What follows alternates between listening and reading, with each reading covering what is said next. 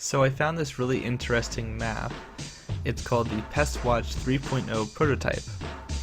And in this little small demo I'm going to explore, I want to show the data we have from 2007 to 2018. So a little bit over a decade of data, which is pretty awesome. Plus a bevy of different pests, although I guess bevy might be a little bit generous here, although we have the fall armyworm. We also have the corn earworm, which I'm going to take a look at. We have a tracker here, and the display date is up here. So currently it's on December 31st, 2018, or I suppose 2017. And then we have here what kind of data, what view we want to have. We can do catch, average catch per night, or average weekly catch, which I have it set to here. Anyways, so I'm going to zoom into here. We're mostly going to focus on eastern United States. We do have some traps in Minnesota. We also have a few in Texas. And the majority, however, are in New York and Pennsylvania. So if I bring the tracker all the way through here, we can see that we're breezing past through February, March, April, May, and about at the end of May here, we start to see our first counts, weekly counts anyways. So for this area, for this day, May 31st, whatever week that was, we were seeing about 1 to 13 or so. In Pennsylvania, New York, and also in Minnesota. We will definitely see those populations increase. If I go here, we go to June, the start of summer, it gets quite hot, and subsequently insect populations do increase and are more rapid in their reproduction as well as their general growth. Minnesota is seeing pretty big populations, these mid-tier numbers for the whole week, so not just one day but for the whole week. Pennsylvania is flooded, and New York's population is also going to increase as we go into July. End of July, we see the populations have increased quite a bit here. Pennsylvania and New York are quite ate up, especially the eastern strip here. July goes into August, and we see the populations start to careen out of control.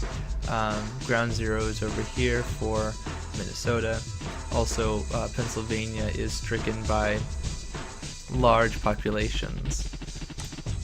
July becomes August, and Minnesota only continues to concentrate, as does Pennsylvania and New York.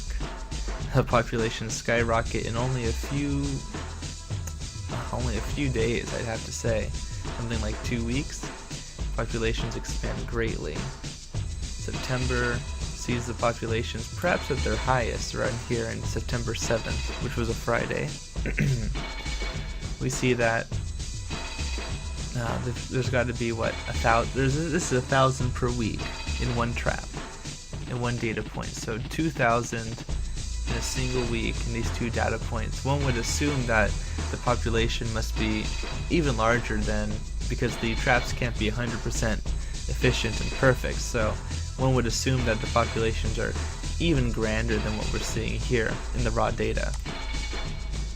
And then we see the population just kind of flicker out. The next week, September 15th, populations decrease 17th, 18th, 24th, 27th. We've seen the populations decrease quite a bit in only about 2 to 3 weeks. By October 7th, we don't see very many at all. Only in Pennsylvania it does appear to be. And as early as October 13th, 2018, we already saw the populations kind of go away, and we don't see any more until the end of the year. So that was pretty cool. We do have other pests here as well. I don't want to overextend myself, but just to kind of give an idea, here's the fall armyworm 2018. And I guess if I go backwards, it'll work just the same. Similarly, it looks like the population sort of kind of decreases around September as well. But the population never skyrockets nearly out of control like the corn earworm does. Yeah, it looks like we also have a later start for the fall armyworm according to this data. And I guess it gets its worst around about here in the end of August. And then it shores up around late September, early October. Interesting. Well, anyways, if you are interested with any of these sorts of pests and would like to see more information about this, let me know. Maps like these are incredibly useful for people who are trying to show where a pest is, where it might be, and what's going to happen, and what are some other additional places that it might even get into. Invasives are everywhere, and it is up to us to pay attention to where they have been and where they will likely go.